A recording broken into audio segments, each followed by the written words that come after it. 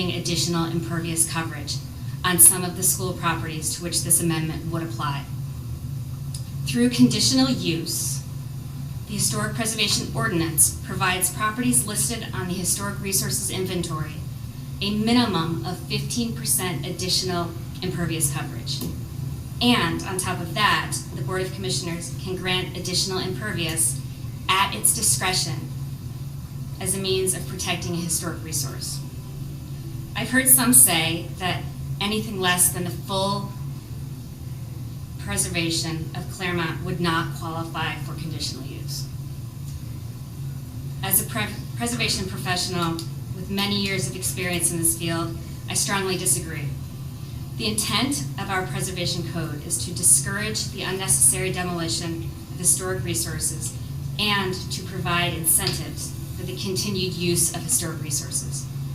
We would like to see the majority of something saved, but there are many preservation mechanisms. I was in London, luckily enough, this summer, and I saw countless facadectomies, whole blocks of historic building facades maintained, shored, scaffolded, with an entire new building being put behind that. We've actually seen that on Bryn Mawr College's campus. So it does happen. There are portions of a building. Now, so that code piece that's in there already that gives you, not the commission, we can make a recommendation on it, but it gives you the power to extend past that 15% impervious surface coverage allowance. That's real. It's there, it's functioned, and it can be applied to any property, most of the school district's properties, as a matter of fact, which have historic buildings on them.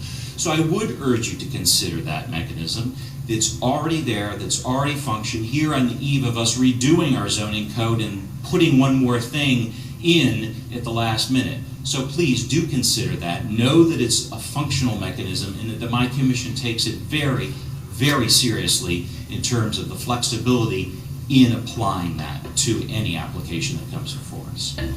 2 years ago, you released your comprehensive plan for the township, and many hours went into creating the document.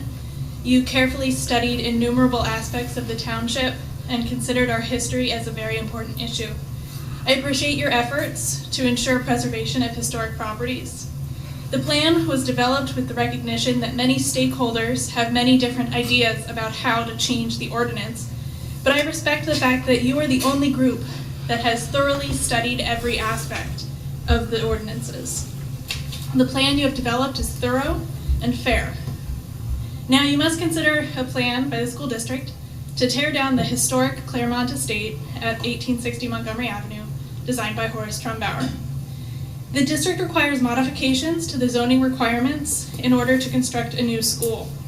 I urge you to deny this request. Your zoning requirements are not frivolous, and an increase in impervious surface could have an adverse effect on the township. Your rules are there for a reason and shouldn't be disregarded unless absolutely necessary, which the school district's request is not. Thank you. I think that it is really important for us to understand that by authorizing the advertisement and then potentially adopting this ordinance, we're basically saying, starting the sailing away of the ship of saving those buildings. I heard the school district say that they would do what they could to save the building.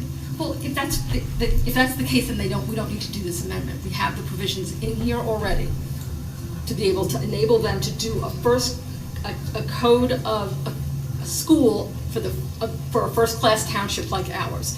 And I just want my colleagues to realize that they do not have to save the entirety of the building in situ. They don't have to reuse the whole building. They don't have to keep it in the same spot.